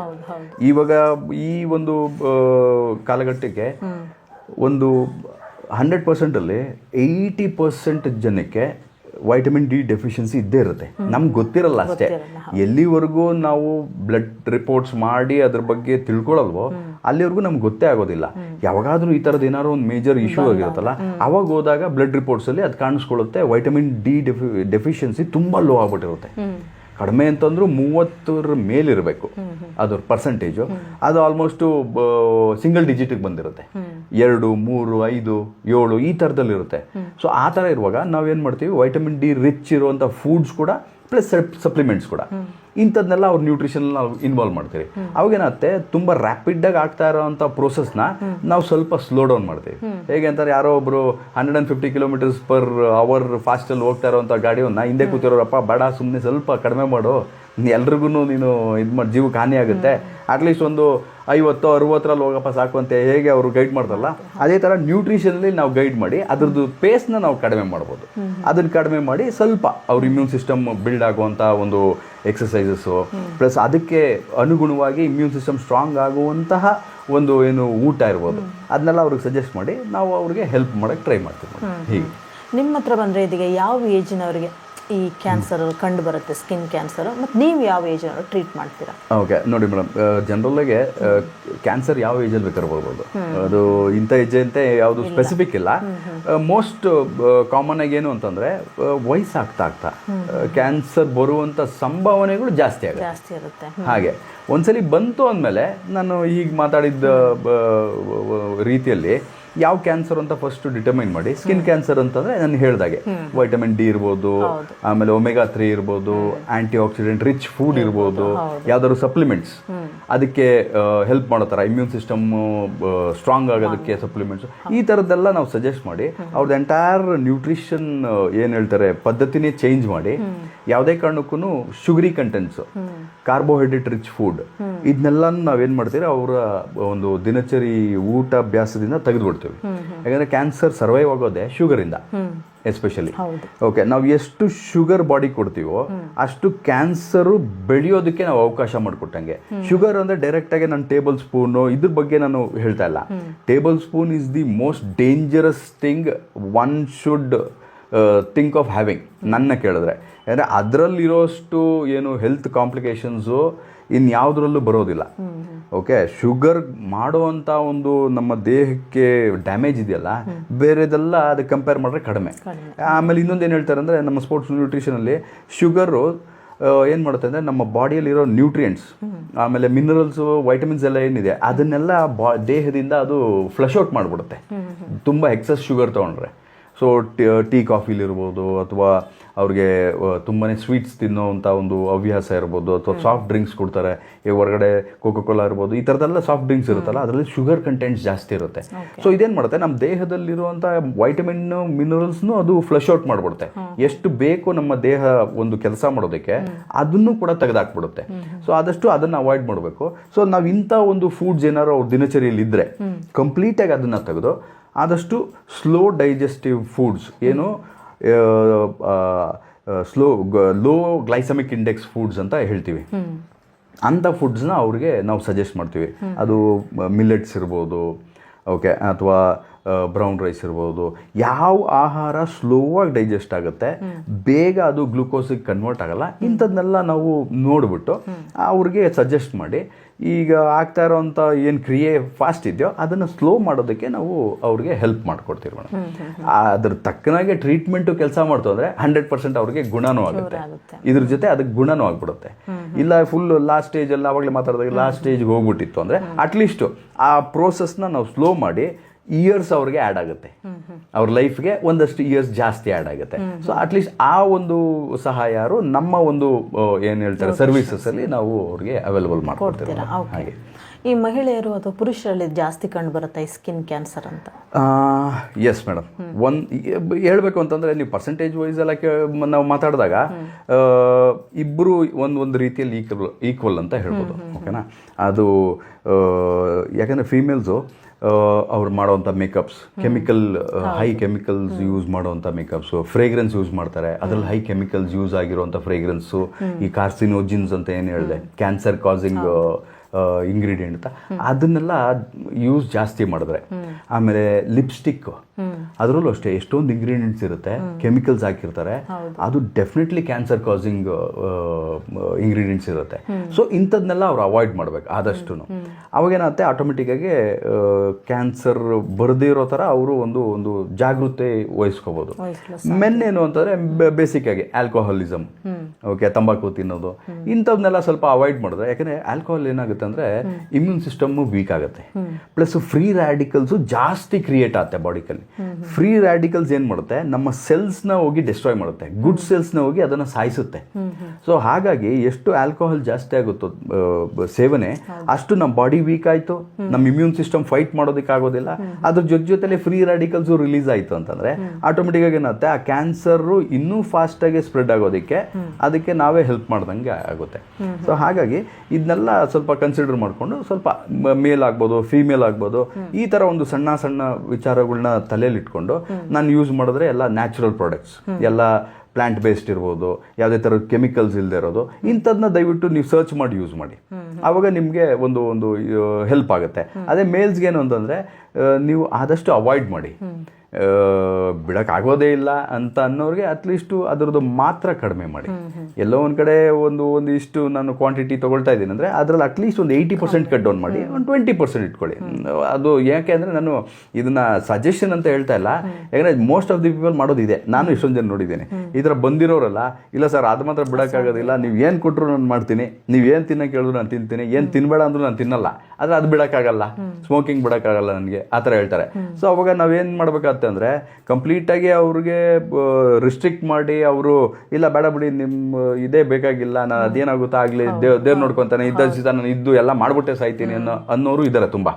ಸೊ ಅಂಥವ್ರು ನಾವು ಏನು ಮಾಡ್ಬೋದು, ಆಯಿತು ಸರ್ ನೀವು ಇಷ್ಟು ಮಾಡ್ತಾ ಇದ್ರೆ ಅದರಲ್ಲಿ ಇಷ್ಟಾರು ಕಡಿಮೆ ಮಾಡಿ, ನಿಮಗೆ ಹೆಲ್ಪ್ ಆಗುತ್ತೆ. ನಾಳೆ ದಿವಸ ನೀವು ಈ ಒಂದು ಏನು ಕಾಯಿಲೆ ಬಂದಿದೆಯೋ ಅದರಿಂದ ನಿಮ್ಮದು ಟೈಮ್ ಫ್ರೇಮ್ ಡಾಕ್ಟರ್ಸು ಗೊತ್ತಿರುತ್ತೆ, ಇಷ್ಟೇ ಟೈಮ್ ಫ್ರೇಮು ಇವ್ರು ಇದೇ ಚಟುವಟಿಕೆ ಮಾಡ್ಕೊಂಡು ಹೋದ್ರೆ ಅಂತ ಅವ್ರಿಗೆ ಡಿಸೈಡ್ ಆಗಿರುತ್ತೆ. ಸೊ ಅಟ್ಲೀಸ್ಟ್ ಅದ್ರದ್ದು ಪೇಸರು ಕಡಿಮೆ ಮಾಡಿ ನಿಮಗೆ ಇನ್ನೂ ಒಂದಷ್ಟು ದಿನಗಳು ಚೆನ್ನಾಗಿ ನೀವು ಜೀವನ ಮಾಡೋದಕ್ಕೆ ಅವಕಾಶ ಮಾಡಿಕೊಡೋದಕ್ಕೆ ನೀವೇ ನಮ್ಗೆ ಹೆಲ್ಪ್ ಮಾಡಬೇಕು, ಈ ಥರ ಮಾಡಿ ಅಂತ ನಾವು ಅವ್ರಿಗೆ ರಿಕ್ವೆಸ್ಟ್ ಮಾಡ್ತೀರಿ. ಆವಾಗ ಒಂದು ಸ್ವಲ್ಪ ಅವ್ರಿಗೆ ರಿಯಲೈಸ್ ಆಗುತ್ತೆ, ಸರಿ ಆಯಿತು ಬಿಡಿ ಸರ್ ನಾನು ಆದಷ್ಟು ಹಿಂಗೆ ಕಂಟ್ರೋಲ್ ಮಾಡ್ತೀನಿ ಅಂತ ಅವ್ರು ಹೇಳ್ತಾರೆ. ಸೊ ಎಷ್ಟೊಂದು ಜನ ಇದ್ದಾರೆ ಕಂಟ್ರೋಲ್ ಅಂತ ಮಾಡಿ ಕಂಪ್ಲೀಟಾಗಿ ಬಿಟ್ಟಿರೋರು ಇದ್ದಾರೆ. ಇನ್ನೊಬ್ರು ಒನ್ ಶಾರ್ಟಲ್ಲಿ ಹೇಳಿದ ತಕ್ಷಣ ನೋಡಿ ಇದು ಬಂದು ಇದೆಲ್ಲ ಆಗಿರೋದಕ್ಕೆ ಕಾರಣ ಇದು ಅಂತಂದ್ಮೇಲೆ ನನಗೆ ಇದು ಬೇಡ ಅಂತ ಅಂದ್ಬಿಟ್ಟು ಬಿಟ್ಟಿರೋರು ಇದ್ದಾರೆ. ಅದೇ ಥರನೇ ನನಗೆ ಬಿಡೋಕ್ಕೆ ಆಗೋದಿಲ್ಲ, ನೀವು ಬೇರೆದೆಲ್ಲ ಏನಾದ್ರು ಮಾಡಿಸಿ ನನ್ನ ಕೈಲಿ ನಾನು ಮಾಡ್ತೀನಿ, ಆದರೆ ಇದನ್ನು ಮಾತ್ರ ಬಿಡಲ್ಲ ಅಂತ ಅಂದವ್ರಿಗೆ ಈ ಥರದ್ದು ಏನಾದ್ರು ಅವ್ರಿಗೆ ಒಂದು ಚಿಕ್ಕದೊಂದು ನಾವು ಇದು ಕೊಡ್ತೀವಿ ಅಷ್ಟೇ, ಆಪ್ಷನ್ ಕೊಡ್ತೀವಿ ಅಷ್ಟೇ. ಅದು ಬಿಟ್ಟು ಮಿಕ್ಕಿದೆಲ್ಲ ಸೇಮ್ ಮೇಡಮ್. ಅವರು ನ್ಯೂಟ್ರಿಷನ್ ಪ್ಲ್ಯಾನ್ ಮಾಡಿ ಎಕ್ಸಸೈಸಸ್ಸು ಇದೆಲ್ಲ ಹೇಳಿ ಅವ್ರ ಇಮ್ಯೂನ್ ಸಿಸ್ಟಮ್ ಹೇಗೆ ಬಿಲ್ಡ್ ಮಾಡೋದು, ಇದು ಸಪ್ಲಿಮೆಂಟ್ಸು ಏನಾದರೂ ಬೇಕಾದರೆ ಅವ್ರಿಗೆ ಅದನ್ನೆಲ್ಲ ಸಜೆಸ್ಟ್ ಮಾಡಿ ನಾವು ಅವ್ರಿಗೆ ಮುಂದೆ ಕರ್ಕೊಂಡು ಹೋಗ್ತೀವಿ. ಅವ್ರದ್ದು ಸ್ಟೇಜ್ ಬೈ ಸ್ಟೇಜ್ ಅವ್ರನ್ನ ಗುಣಪಡಿಸೋದಕ್ಕೆ ನಾವು ಆದಷ್ಟು ಪ್ರಯತ್ನ ಪಡ್ತೀವಿ. ಈಗ ನಿಮ್ಮ ಹತ್ರ ಬರ್ತಾರೆ, ಈ ಥರ ಟ್ರೀಟ್ಮೆಂಟ್ ತೊಗೊಳಕ್ಕೆ ಹೇಳ್ತಾರೆ, ನೀವು ಹೇಳಿದ್ರೆ ಈ ಮದ್ಯಪಾನ ಆಗಿರ್ಬೋದು, ಈ ಥರ ಕೆಲವು ದುಶ್ಚಟಗಳಿರುತ್ತೆ, ಅದನ್ನು ಅವರು ಕಂಟಿನ್ಯೂ ಮಾಡ್ತಾನೆ ಇರ್ತಾರೆ, ನಿಮ್ಮ ಜೊತೆ ಟ್ರೀಟ್ಮೆಂಟ್ ತೊಗೊತಾನೆ ಇರ್ತಾರೆ, ಅಂಥವ್ರಿಗೆ ನೀವು ಯಾವ ರೀತಿ ಬ್ಯಾಲೆನ್ಸ್ ಮಾಡ್ತೀರಾ? ನೋಡಿ ಅದು ಹೆಂಗಾಯಿತು ಅಂತಂದರೆ, ನಾನು ಬೆಳಗ್ಗೆಯಿಂದ ಸಾಯಂಕಾಲದವರೆಗೂ ನಾನು ಚೆನ್ನಾಗಿ ದುಡಿದ್ಬಿಟ್ಟು ರಾತ್ರಿ ಬಂದ್ಬಿಟ್ಟು ಕುಡಿದ್ಬಿಟ್ಟು ಮಲ್ಕೊಳ್ತೀನಿ ಅನ್ನೋ ಥರ ಆಯಿತು. ಸೊ ನಾವು ದುಡಿತಾ ಇರೋದೇನಕ್ಕೆ ಒಳ್ಳೆ ಜೀವನ, ಓಕೆ ಸಂಸಾರ ಇತ್ತು ಅಂತಂದರೆ ಅವ್ರಿಗೊಂದು ಇದಾಗಲಿ ಅಂತ ಅಂದ್ಬಿಟ್ಟು, ಸಂಸಾರಕ್ಕೆ ಹೆಲ್ಪ್ ಆಗಲಿ ಅಂತ. ನಾನು ಬೆಳಗ್ಗೆಯಿಂದ ಸಾಯಂಕಾಲ ದುಡಿದ್ಬಿಟ್ಟು ನಾನು ರಾತ್ರಿ ಬಂದಿರೋ ಕಾಸನ್ನೆಲ್ಲ ತೊಗೊಂಡೋಗಿ ನಾನು ಕುಡಿತೀನಿ ಅಂತಂದರೆ ಅಂಥವ್ರಿಗೆ ನಾವು ಏನು ಹೇಳಲಿಕ್ಕಾಗತ್ತೆ? ಅದರಲ್ಲೂ ಈ ಥರದ್ದೆಲ್ಲ ಒಂದು ಮಾರಣಾಂತಕ ಒಂದು ಕ್ಯಾನ್ಸರ್ ಎಲ್ಲ ಬಂದಿದೆ ಅಂದಾಗ ಅಟ್ಲೀಸ್ಟ್ ನಾವು ಅವ್ರಿಗೆ ರಿಕ್ವೆಸ್ಟ್ ಮಾಡ್ಬೋದು, ಸರ್ ಈ ಥರ ಇದೆ ನಮ್ಮ ಹತ್ರ ಬಂದಮೇಲೆ ಅಟ್ಲೀಸ್ಟ್ ನಾವು ಹೇಳ್ಬೋದು, ಸರ್ ನೋಡಿ ಯಾವ್ಯಾವ ಕಾರಣಕ್ಕೆ ಬಂದಿದೆ ಅಂತ ಈಗಾಗಲೇ ನಿಮಗೆ ಗೊತ್ತಾಗಿದೆ, ಡಾಕ್ಟರ್ಸ್ ಕೂಡ ನಿಮಗೆ ಅದನ್ನು ಬಿಡಿಸಿ ಹೇಳಿರ್ತಾರೆ, ನಿಮ್ಮ ರಿಪೋರ್ಟ್ಸ್ ಕೂಡ ತೋರಿಸ್ತಾ ಇದೆ, ನೆಕ್ಸ್ಟ್ ಏನಾಗುತ್ತೆ ಅಂತಲೂ ಡಾಕ್ಟರ್ಸ್ ಹೇಳಿರ್ತಾರೆ. ನೀವು ಇದೇ ರೀತಿಯಲ್ಲಿ ಕಂಟಿನ್ಯೂ ಮಾಡಿದ್ರೆ ಏನಾಗುತ್ತೆ ನೆಕ್ಸ್ಟ್ ಅಂತಲೂ ಹೇಳಿರ್ತಾರೆ, ಒಂದು ಟೈಮ್ ಫ್ರೇಮು ಕೊಟ್ಟಿರ್ತಾರೆ ನಿಮಗೆ. ನಿಮ್ಮ ತಲೆ ಒಳಗಡೆ ಅದಿರುತ್ತೆ ಸೈಕಾಲಜಿಯಲ್ಲಿ, ಓಕೆ ನನಗೆ ಇಷ್ಟೇ ಟೈಮ್ ಇರೋದು ಅಂತ. ಸೊ ಆ ಥರ ಎಲ್ಲ ಇದ್ದೂ ನೀವು ಮಾಡ್ತೀನಿ ಅಂತಂದರೆ ನಾವು ಇನ್ನೇನು ಹೇಳೋಕ್ಕಾಗಲ್ಲ, ನೀವು ಕಂಟಿನ್ಯೂ ಮಾಡಿ ಅಂತ ನಾವು ಸುಮ್ಮನೆ ಆಗ್ಬೋದು. ಇಲ್ಲ ನನಗೇನಾದ್ರು ಹೆಲ್ಪ್ ಮಾಡಿ ನಾನು ಆದಷ್ಟು ಇದಿರಲ್ಲ ನನ್ನ ನಿಯಂತ್ರಣದಲ್ಲಿ ಇಟ್ಕೊಂಡು ನಾನು ಹೇಗೋ ನನ್ನ ಜೀವನ ಮಾಡಬೇಕು, ನಾನು ಬದುಕಬೇಕು ಇವ್ರಿಗೋಸ್ಕರ ಅಥವಾ ಅವ್ರ ಫ್ಯಾಮಿಲಿಗೋಸ್ಕರನೋ ಏನೋ ಆ ಥರ ಎಲ್ಲ ಹೇಳಿದಾಗ ಏನಂತೆ ಅವ್ರಿಗೂ ಮೋಟಿವೇಶನ್ ಸಿಗುತ್ತೆ, ನಮಗೂ ಒಂದು ಮೋಟಿವೇಶನ್ ಸಿಗುತ್ತೆ. ನಮ್ಮ ಕೈಲಾಗಿದ್ದು ನಾವು ಅವ್ರಿಗೆ ಸಹಾಯ ಮಾಡಿ ಎಷ್ಟಾಗುತ್ತೋ ಅಷ್ಟು. ತುಂಬಾ ವರ್ಸ್ಟೇಜ್ ಆಗಿದ್ರೆ ಇರೋ ಅಷ್ಟು ದಿನ ಪೇಯ್ನ್ ಇಲ್ಲದೆ ಇರೋ ಥರ ಇದ್ರೂ ತುಂಬ ಕಡಿಮೆ ಪೇಯ್ನ್ ಇರೋ ಥರ ಆ ರೀತಿಯಲ್ಲಿ ಅವರು ಲೈಫ್ನ ಮುಂದಕ್ಕೆ ತೊಗೊಂಡು ಹೋಗೋದಕ್ಕೆ ಹೆಲ್ಪ್ ಮಾಡ್ತೀವಿ. ಇಲ್ಲ ಗುಣ ಆಗೋ ಥರ ಇತ್ತು ಅಂದರೆ ಡೆಫಿನೆಟ್ಲಿ ಹೆಂಗೆ ಅಂತಂದರೆ ಅವ್ರದ್ದು ಜೀವನ ಶೈಲಿನೇ ಚೇಂಜ್ ಮಾಡ್ತೀವಿ ಹೇಳಬೇಕು ಅಂತಂದರೆ. ಅದನ್ನು ಚೇಂಜ್ ಮಾಡಿ ಅದ್ರ ಜೊತೆ ಒಳ್ಳೆ ಆಹಾರ ಕೊಟ್ಟು ಸ್ವಲ್ಪ ವ್ಯಾಯಾಮ ಎಲ್ಲ ಅದರಲ್ಲಿ ಇನ್ಕ್ಲೂಡ್ ಮಾಡಿಕೊಂಡು ಡೆಫಿನೆಟ್ಲಿ ಅವ್ರು ಫುಲ್ ಕ್ಯೂರ್ ಮಾಡೋವರೆಗೂ ನಾವು ಅವ್ರಿಗೆ ಸಹಾಯ ಮಾಡ್ತೀವಿ ಮೇಡಮ್. ಕಂಟಿನ್ಯೂಸ್ ಆಗಿ ಅವ್ರ ಜೊತೆ ನಾವು ಇರ್ತೀವಿ. ಹಾಗೆ ಈ ಒಮ್ಮೆ ಸ್ಕಿನ್ ಕ್ಯಾನ್ಸರ್ ಬಂದರೆ ಎಷ್ಟು ಟೈಮ್ ತೊಗೊಳುತ್ತೆ ಅಂತ ಕ್ಯೂರ್ ಆಗೋಕ್ಕೆ? ಆ ಥರ ಡಿಪೆಂಡ್ಸ್ ಮೇಡಮ್. ಯಾಕಂದರೆ ನಮ್ಮ ಬಾಡಿ ಯಾವ ಥರ ರೆಸ್ಪಾಂಡ್ ಮಾಡ್ತಾ ಇದೆ, ನಮ್ಮ ಇಮ್ಯೂನ್ ಸಿಸ್ಟಮ್ ಯಾವ ಥರ ರೆಸ್ಪಾಂಡ್ ಮಾಡ್ತಾ ಇದೆ, ಪ್ಲಸ್ ನಮ್ಮ ತಗೊಳ್ತಾ ಇರೋಂಥ ಟ್ರೀಟ್ಮೆಂಟ್ಸ್ ಯಾವ ಥರ ಬಾಡಿ ಅದಕ್ಕೆ ರೆಸ್ಪಾಂಡ್ ಮಾಡ್ತಾ ಇದೆ ಅನ್ನೋದ್ರ ಮೇಲೆ ಡಿಪೆಂಡ್ ಆಗುತ್ತೆ. ಈಗ ತುಂಬ ಲೇಟರ್ ಸ್ಟೇಜಸಲ್ಲಿ ಹೋಗಿ ಪತ್ತೆ ಹಚ್ಚಿದ್ರು ಅವಾಗ ಗೊತ್ತಾಯಿತು ಅಂದರೆ ಅವಾಗ ಸ್ವಲ್ಪ ಕಷ್ಟ ಆಗುತ್ತೆ. ಅರ್ಲಿಯರ್ ಸ್ಟೇಜ್ ಅಂತಂದರೆ ತುಂಬ ಈಸಿ ಆಗುತ್ತೆ. ಸೊ ಎಲ್ಲ ಥರ ಚೇಂಜಸ್ ಫಾಸ್ಟಾಗಿ ಮಾಡ್ಬೋದು. ಅಂದರೆ ಮೆಡಿಕೇಷನ್ದು ಏನು ಹೇಳ್ತಾರೆ ಡೋಸೇಜಸ್ ಕೂಡ ತುಂಬ ಹೈ ಇರೋಲ್ಲ.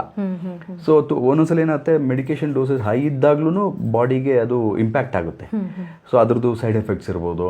ಇಂಥವೆಲ್ಲ ಆದಾಗ ಏನಾಗುತ್ತೆ ಅದು ಪ್ರೋಸೆಸ್ಸು ತುಂಬಾ ಸ್ಲೋ ಆಗಿಬಿಡುತ್ತೆ. ಅಂದರೆ ಕ್ಯೂರ್ ಆಗೋವಂಥ ಪ್ರೋಸೆಸ್ ತುಂಬ ಸ್ಲೋ ಆಗುತ್ತೆ. ಅರ್ಲಿಯರ್ ಸ್ಟೇಜಸಲ್ಲಿ ಡಿಟೆಕ್ಟ್ ಆಯಿತು ಅಂದರೆ it becomes much easier for anybody to get them back to ಏನು ಹೇಳ್ತಾರೆ ನಾರ್ಮಲ್ ಲೈಫ್ ಆ ಥರ. ನೀವು ಈಗಾಗಲೇ ಹೇಳ್ತಾ ಇದ್ರಿ ಸ್ಕಿನ್ ಕ್ಯಾನ್ಸರ್ ಬಂದರೆ ಒಂದು ಗುಳ್ಳೆ ಥರ ಆಗುತ್ತೆ ಅಥವಾ ಇನ್ನೇನಾದರೂ ಒಂದು ಸಿಂಪ್ಟಮ್ಸ್ ನಮಗೆ ಕಾಣಿಸುತ್ತೆ. ಹೌದು. ಬಟ್ ಅದು ಬರೋದಕ್ಕಿಂತ ಮುಂಚೆ ಎಷ್ಟು ದಿನದಿಂದಲೇ ನಮ್ಗೆ ಆ ರೀತಿ ಕಾಣಿಸ್ಕೊಳ್ತಾ ಇರುತ್ತೆ? ಜನರಲ್ ಆಗಿ ನಾನು ಹೇಳಿದಾಗೆ ಎಲ್ಲೋ ಒಂದು ಕಡೆ ಪ್ಯಾಚ್ ಕಾಣಿಸ್ಕೊಳ್ಬೋದು ಔಟ್ ಆಫ್ ದಿ ವೇ, ಅಥವಾ ನಮ್ಮ ಒಂದು ಏನು ಹೇಳ್ತಾರೆ ಮಚ್ಚೆ ಆ ಥರದ್ದು ಚಿಕ್ಕದಾಗಿದ್ದು ಸಡನ್ನಾಗಿ ಅದು ಯಾವತ್ತೋ ಒಂದು ದಿವಸ ಅಬ್ಸರ್ವ್ ಮಾಡಿದೆ ಅದು ನಾರ್ಮಲ್ ಆಗಿ ಚಿಕ್ಕದಾಗಿತ್ತಲ್ಲ ಇವತ್ತು ಇಷ್ಟು ದೊಡ್ಡದಾಗಿದೆ, ಹೇಗೆ ದೊಡ್ಡದಾಯಿತು ಅಂತ ಒಂದು. ಇನ್ನೆಲ್ಲೋ ಒಂದು ಕಡೆ ಬಾಡಿಯಲ್ಲಿ ಎಲ್ಲಾದ್ರೂ ಒಂದು ಗಂಟು ಥರ ಕಾಣಿಸ್ಕೊಳ್ಳೋದಾಗ್ಬೋದು.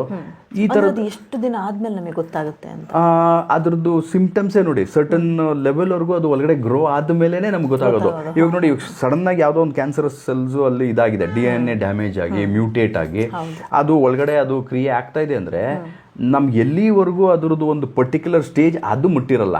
ಅಂದ್ರೆ ಈ ತರ ಪ್ಯಾಚ್ ಆಗೋದು, ರೆಡ್ಡಿಶ್ ಪ್ಯಾಚ್ ಅದು ಹೋಗ್ತಾನೆ ಇಲ್ಲ. ಆದ್ರೆ ಅದು ಮುಟ್ಟಿದ್ರೆ ಯಾವುದೇ ತರದ್ದು ಪೈನ್ ಇರಲ್ಲ, ಒಬ್ಬೊಬ್ಬರಿಗೆ ಪೈನು ಇರುತ್ತೆ. ಅದಕ್ಕೆ ಅವ್ರು ಟ್ರೀಟ್ಮೆಂಟ್ ಮಾಡಿಸ್ಕೊಳ್ತಾ ಇದ್ರು ಅದಕ್ಕೆ ಯಾವುದೇ ತರದ್ದು ಅವ್ರಿಗೆ ಇದು ಸಿಗ್ತಾ ಇರಲ್ಲ, ಹೀಲ್ ಆಗ್ತಾ ಇರಲ್ಲ. ಸೊ ಡಾಕ್ಟರ್ ಏನೇ ಮೆಡಿಕೇಶನ್ ಕೊಟ್ಟರು ಅದು ಏನು ವರ್ಕ್ ಆಗ್ತಾ ಇರಲ್ಲ. ಪ್ಲಸ್ ಅದು ಇನ್ನೂ ಸ್ಲೋ ದೊಡ್ಡದಾಗ್ತಾ ಇರುತ್ತೆ, ಇಲ್ಲಾಂದ್ರೆ ಹಾರ್ಡ್ ಆಗ್ತಾ ಹೋಗುತ್ತೆ ಚರ್ಮ. ಈ ತರದೆಲ್ಲ ಸಿಂಪ್ಟಮ್ಸ್ ಆಗಿದೆ ಅಂತಂದ್ರೆ ಆಲ್ರೆಡಿ ತುಂಬಾ ದಿವಸದಿಂದ ಒಳಗಡೆ ಇದಾಗಲೇ ಕ್ರಿಯೆ ಸ್ಟಾರ್ಟ್ ಆಗಿದೆ, ಕ್ಯಾನ್ಸರ್ದು ಕ್ರಿಯೆ ಸ್ಟಾರ್ಟ್ ಆಗಿದೆ ಅಂತ ಅರ್ಥ.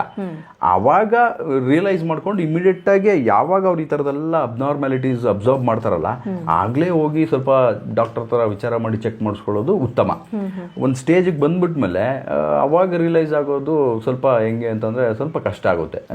ಯಾಕಂದರೆ ನೆಕ್ಸ್ಟ್ ಏನೆಲ್ಲ ಯಾವ ಒಂದು ಕ್ಯಾನ್ಸರ್ ಅಂತ ಡಾಕ್ಟ್ರು ಡಿಟರ್ಮೈನ್ ಮಾಡ್ಬೇಕಲ್ಲ. ನಾನು ಹೇಳಿದಾಗೆ ಮೆಲನೋಮಾ ಥರ್ಡ್ ಏನು ಲೆಸ್ ಕಾಮನ್ನು ಬಟ್ ಡೆಡ್ಲಿಯೆಸ್ಟ್ ಅಂತ ಹೇಳಿದ್ವಲ್ಲ, ಆ ಸ್ಟೇಜ್ಗೆ ಹೋಗ್ಬಿಟ್ಟಿತ್ತು ಅಂದರೆ it becomes even more tough for them to recover from it.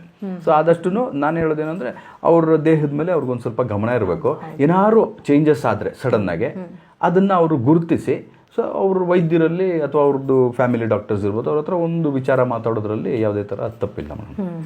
ಯಾವುದೇ ಒಂದು ಡಿಸೀಸಸ್ ಇರ್ಬೋದು, ಅದನ್ನು ಕ್ಯೂರ್ ಮಾಡ್ಕೋಬೇಕು ಅಂದರೆ ನಿಮ್ಮ ಹತ್ರ ಯಾವ ರೀತಿ ಬರಬೇಕು, ಹೇಗೆ ಕಾಂಟ್ಯಾಕ್ಟ್ ಮಾಡಬೇಕು ಅಂತ? ಜನರಲ್ ಆಗಿ ನೋಡಿ, ಇವಾಗ ಏನು ನಾವು ನಂಬರ್ಸ್ ಕೊಟ್ಟಿದ್ದೀವೋ ಅದರಲ್ಲಿ ಫೋನ್ ಮಾಡಿದ್ರೆ ಫೋನ್ ಮಾಡಿ ವಿಚಾರ ಮಾಡಿ ಈ ಥರ ಇದೆ, ನನಗೆ ಈ ಥರ ಪ್ರಾಬ್ಲಮ್ಸ್ ಇದೆ. ಸೊ ಯಾವುದಾದ್ರೂ ಪರ್ಟಿಕ್ಯುಲರ್ ಡಿಸೀಸ್ ಇತ್ತು ಅಂತಂದರೆ ಕ್ಯಾನ್ಸರ್ ಆಗ್ಬೋದು, ಡಯಾಬಿಟಿಸ್ ಆಗ್ಬೋದು, ಬ್ಲಡ್ ಪ್ರೆಷರ್ ಆಗ್ಬೋದು, ಮತ್ತೊಂದು ಆಗ್ಬೋದು, ಯಾವುದೇ ಇರಲಿ, ಅಟ್ಲೀಸ್ಟ್ ಅವರು ನಮಗೆ ಒಂದು ಮಾಹಿತಿ ಕೊಟ್ಟು ಈ ಥರ ಇದೆ ಅಂದಾಗ ನಾವು ಅವ್ರಿಗೆ ಹೇಳ್ತೀವಿ. ನಮ್ಮದು ಪ್ರೊಸೀಜರ್ಸ್ ಈ ಥರ ಇರುತ್ತೆ. ಫಸ್ಟು ನಾವು ಏನು ಮಾಡ್ತೀವಿ, ರೀಕಾಲ್ ಆ್ಯಂಡ್ ಕೌನ್ಸಿಲಿಂಗ್ ಅಂತ ಹೇಳ್ತೀವಿ. ಇದನ್ನ ಎಷ್ಟೋ ಜನರಿಗೆ ಈಗ ಬರ್ಲಿಕ್ಕೆ ಆಗದೆ ಇರುವಂಥ ಪರಿಸ್ಥಿತಿ ಇರ್ಬೋದು, ಬೇರೆ ಬೇರೆ ಊರುಗಳಲ್ಲಿ ಇರ್ಬೋದು, ನಿಮ್ಮನ್ನ ಕಾಂಟ್ಯಾಕ್ಟ್ ಮಾಡ್ಲಿಕ್ಕೆ ಆಗದೆ ಇರ್ಬೋದು, ಅಂಥವ್ರನ್ನ ನೀವು ಯಾವ ರೀತಿ ಕಾಂಟ್ಯಾಕ್ಟ್ ಮಾಡ್ತೀವಿ? ಬೆಸ್ಟ್ ವೇ ಮೇಡಮ್, ಇವಾಗ ನಾವು ಏನು ನಂಬರ್ಸ್ ಫ್ಲಾಶ್ ಆಗ್ತಾ ಇದೆಯೋ ಆ ನಂಬರ್ಗೆ ಫೋನ್ ಮಾಡಿದ್ರೆ ಅಟ್ಲೀಸ್ಟ್ ಟೆಲಿಫೋನಿಕ್ ಕಾಲ್ಸ್ ಅಲ್ಲಾರು ನಾವು ಮಾತಾಡ್ಬೋದು. ನೀವು ಹೋಗಿ ಅವ್ರನ್ನ ಏನಾದರೂ ಮೀಟ್ ಮಾಡುವಂಥದ್ದು ಆ ಥರ ಏನಾದರೂ? ಎಸ್, ಯಾವಾಗ ಅವರು ನೀವು ಬಂದು ನಮ್ಮನ್ನ ಮೀಟ್ ಮಾಡಿ ಅಂತ ಅವರು ಹೇಳ್ತಾರೋ ನಾವು ಡೈರೆಕ್ಟ್ ನಾವು ಜನರಲ್ ಆಗಿ ಮಾಡೋದು ಅದೇನೆ. ಮೋಸ್ಟ್ ಆಫ್ ದಿ ಟೈಮ್ಸ್ ನಾ ಅದೇ ಮಾಡೋದು. ಫೋನಲ್ಲಿ ಮಾತಾಡಿದ ತಕ್ಷಣ ಅವ್ರದ್ದು ಡೀಟೇಲ್ಸ್ ತಗೊಂಡು ಆಮೇಲೆ ಅವ್ರ ಹತ್ರ ರಿಪೋರ್ಟ್ಸ್ ಎಲ್ಲ ತಗೊಂಡು ನೆಕ್ಸ್ಟ್ ಹೋಗ್ತೀನಿ ಅವ್ರ ಮನೆಗೆ ಹೋಗಿ. ಆವಾಗ ಅವ್ರ ಹತ್ರ ಕೂತು ಚರ್ಚೆ ಮಾಡಿ ಈ ರೀಕಾಲು ಮತ್ತೆ ಕೌನ್ಸಿಲಿಂಗ್ ಇದೆಲ್ಲ ಮಾಡಿದ ಮೇಲೆ ನಮ್ದು ಆಕ್ಚುಲಿ ಏನು ಶುರು ಆಗುತ್ತೆ. ನ್ಯೂಟ್ರಿಷನ್ ಇರ್ಬೋದು, ಎಕ್ಸಸೈಸಿಂಗ್ ಇರ್ಬೋದು, ಅದ್ರ ಬಗ್ಗೆ ಎಲ್ಲ ವಿಚಾರ ಹೇಳಿ ಅಲ್ಲಿಂದ ಸ್ಲೋ ಸ್ಟಾರ್ಟ್ ಮಾಡ್ತೀವಿ. ಇಲ್ಲ ನಾವು ತುಂಬಾ ದೂರ ಇದ್ದೀವಿ ಅಂತಂದವ್ರಿಗೆ ಅಟ್ಲೀಸ್ಟ್ ಫೋನಲ್ಲೇ ಟೆಲಿಫೋನಿಕ್ ಕಾಲಲ್ಲೇ ನಾವು ಅವ್ರದ್ದೆಲ್ಲ ಇನ್ನು ಡೀಟೇಲ್ಸ್ A to Z ತಗೊಂಡು, ಇಲ್ಲ ವಿಡಿಯೋ ಕಾಲ್ಸ್ ಅಲ್ಲಿ ಕಂಪ್ಲೀಟ್ ಆಗಿ ತಗೊಂಡು ಅವ್ರು ಹೆಂಗಿದ್ರು ರಿಪೋರ್ಟ್ಸ್ ಸಾಫ್ಟ್ ಕಾಪಿ ಇರುತ್ತೆ, ಇಲ್ಲ ಸಾಫ್ಟ್ ಕಾಪಿ ಇಲ್ಲ ಬರೀ ಹಾರ್ಡ್ ಕಾಪಿನೇ ಇರೋದು ಅಂದ್ರೆ ನೀವು ಅದನ್ನ ಸಾಫ್ಟ್ ಕಾಪಿ ಕನ್ವರ್ಟ್ ಮಾಡಿ ಕಳಿಸಿ, ಇಲ್ಲ ಅಂತಾರೆ ನೀವು ಅದರದೊಂದು ಕಾಪಿ ತೆಗೆದುಬಿಟ್ಟು ನನಗೆ ಕೊರಿಯರ್ ಮಾಡಿದ್ರು ಸಾಕು. ನಾನು ಅದನ್ನೆಲ್ಲ ಸ್ಟಡಿ ಮಾಡಿದ್ಮೇಲೆ ನಾನೇ ಅವ್ರಿಗೆ ಫೋನ್ ಮಾಡಿ ಅವ್ರ ಹತ್ರ ಟೈಮ್ ಕೇಳ್ಕೊಂಡು ಈ ಥರ ಟೈಮ್ ಬೇಕಾಗುತ್ತೆ, ಇದೆಲ್ಲ ಎಕ್ಸ್ಪ್ಲೇನ್ ಮಾಡೋದಕ್ಕೆ ಸರ್ಟನ್ ಟೈಮ್ ಬೇಕು, ಸೊ ನೀವು ಫ್ರೀ ಟೈಮ್ ಇದ್ದಾಗ ನನಗೆ ಹೇಳಿ, ಆ ಟೈಮಲ್ಲೇ ಇಬ್ಬರು ಫೋನಲ್ಲಿ ಮಾತಾಡಿ ನೆಕ್ಸ್ಟ್ ಏನು ಮಾಡ್ಬೋದು ಅಂತಂದ್ಬಿಟ್ಟು ಇಬ್ಬರು ವಿಚಾರ ಮಾಡಿ ಆಮೇಲೆ ಮುಂದಕ್ಕೆ ಹೋಗೋಣ. ಪ್ಲಸ್ ಅದ್ರ ಜೊತೆಲೆ ನಿಮ್ದು ಯಾರು ಡಾಕ್ಟರ್ಸ್ ಇದ್ದಾರೆ, ನಿಮ್ ಚಿಕಿತ್ಸೆ ಯಾರು ಮಾಡ್ತಾ ಇದ್ದಾರೆ, ಎಷ್ಟೋ ಜನರ ಡೌಟ್ ಇರುತ್ತೆ. ಈಗ ನಮ್ಗೆ ಇವ್ರು ಮಾತ್ರ ಟ್ರೀಟ್ ಮಾಡ್ತಿರ್ತಾರೇನೋ ಅಂತ, ಈಗ ಬೇರೆ ಡಾಕ್ಟರ್ ಹತ್ರ ಟ್ರೀಟ್ಮೆಂಟ್ ತಗೊಂತಾ ಇರ್ತಾರೆ, ಇದನ್ನ ಸ್ಟಾಪ್ ಮಾಡಿಸ್ಬಿಡ್ತಾರ ಆ ತರದ್ದೆಲ್ಲ ಕೆಲವು? ಇಲ್ಲ, ಆ ಥರ ಎಲ್ಲ ಮಾಡಕ್ ಹೋಗಲ್ಲ.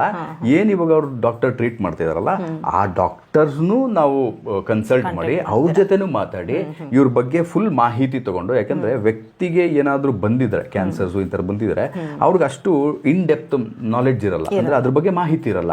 ಯಾರು ಅವ್ರನ್ನ ಟ್ರೀಟ್ ಮಾಡ್ತಿರ್ತಾರಲ್ಲ ವೈದ್ಯರು, ಅವರಲ್ಲಿ ಚೆನ್ನಾಗಿ ಗೊತ್ತಿರುತ್ತೆ. ಸೊ ಅಟ್ಲೀಸ್ಟ್ ಅವ್ರ ಜೊತೆ ನಾವು ಮಾತಾಡಿ ಅವ್ರ ಫ್ರೀ ಟೈಮಲ್ಲಿ ಇರೋ ಇವ್ರಿಗೆ ಹೇಳಿ, ಸರ್ ದಯವಿಟ್ಟು ಆ ಟೈಮಲ್ಲಿ ಅವ್ರ ಹತ್ರ ಸ್ವಲ್ಪ ಮಾತಾಡೋಕೆ ಅವಕಾಶ ಮಾಡಿಕೊಡಿ ಅಂತ ಡಾಕ್ಟರ್ನ ರಿಕ್ವೆಸ್ಟ್ ಮಾಡಿ ಅವ್ರ ಹತ್ರ ಮಾತಾಡಿ ಅವ್ರ ಹತ್ರ ಫುಲ್ ಮಾಹಿತಿ ತಗೊಂಡು ಆಮೇಲೆ ಇವ್ರ ಮೇಲೆ ನಾವು ಕೆಲಸ ಮಾಡೋದು ಹಾಗೆ ಮೇಡಮ್. ಓಕೆ, ಸಾಕಷ್ಟು ವಿಚಾರ ಇವತ್ತು ಮಾತಾಡಿದ್ರೆ ನೀವು ಕ್ಯಾನ್ಸರ್ ಅಂದರೆ ಏನು ಅಂತ ಒಂದು ಸಂಚಿಕೆಯಲ್ಲಿ ಕಳೆದ ಸಂಚಿಕೆಯಲ್ಲಿ ಮಾತಾಡಿದ್ದೀರಾ. ಈ ಸಂಚಿಕೆಯಲ್ಲಿ ನೀವು ಸ್ಕಿನ್ ಕ್ಯಾನ್ಸರ್ನ ಬಗ್ಗೆ ಮಾತನಾಡಿದ್ರಿ, ಹೆಂಗೆ ಬರುತ್ತೆ, ಹೆಂಗೆ ಕತೆ, ಜೊತೆ ನಿಮ್ಮನ್ನು ಯಾವ ರೀತಿ ಕಾಂಟ್ಯಾಕ್ಟ್ ಮಾಡಬೇಕು, ನೀವು ಯಾವ ರೀತಿ ಟ್ರೀಟ್ಮೆಂಟ್ಸನ್ನು ಕೊಡ್ತೀರಾ ಅನ್ನೋದ್ರ ಬಗ್ಗೆ ಧನ್ಯವಾದಗಳು sir. Thank you madam. Yes ವೀಕ್ಷಕರೇ, ನೋಡಿದ್ರಲ್ಲ ಈ ಸ್ಕಿನ್ ಕ್ಯಾನ್ಸರ್ ಅನ್ನೋದು ಯಾಕೆ ಬರುತ್ತೆ, ಹೇಗೆ ಬರುತ್ತೆ, ಯಾವ ರೀತಿ ಪರಿಹಾರಗಳಿದೆ ಅಂತ. ಜೊತೆಗೆ ನಮ್ಮ ವಿಶಾಲ್ ಸಂಜಯ್ ಶಿವಮ್ ಅವರು ನಿಮಗೆ ಅದಕ್ಕೆ ಸ್ಕಿನ್ ಕ್ಯಾನ್ಸರ್ ಆಗಿರ್ಬೋದು, ಬೇರೆ ಯಾವುದೇ ಡಿಸೀಸಸ್ ಆಗಿರ್ಬೋದು, ಅದು ಬಂದರೆ ನೀವು ಅವ್ರನ್ನ ನೇರವಾಗಿ ಕಾಂಟ್ಯಾಕ್ಟ್ ಮಾಡಬಹುದು. ಹಾಗೆ ನಿಮಗೆ ಬೇಕಾದಂಥ ಒಂದು ಚಿಕಿತ್ಸೆಯನ್ನು ಕೂಡ ಅವರು ಮಾಡ್ತಾರೆ. ಜೊತೆಗೆ ನಿಮ್ಮ ಡಾಕ್ಟ್ರನ್ನು ಕೂಡ ಅವರು ಕಾಂಟ್ಯಾಕ್ಟ್ ಮಾಡ್ತಾರೆ. ಆ ಮೂಲಕ ನಿಮಗೆ ಅವರು ಕ್ಯೂರ್ ಮಾಡುವಂಥ ಒಂದು ಪ್ರಯತ್ನವನ್ನು ಮಾಡ್ತಾರೆ. ಜೊತೆಗೆ ಮುಂದಿನ ಸಂಚಿಕೆಯಲ್ಲಿ ನಿಮಗೆ ಇನ್ನೊಂದು ಬೇರೆ ಕ್ಯಾನ್ಸರ್ನ ಬಗ್ಗೆ ಮಾತನಾಡ್ತಾರೆ. ಧನ್ಯವಾದಗಳು.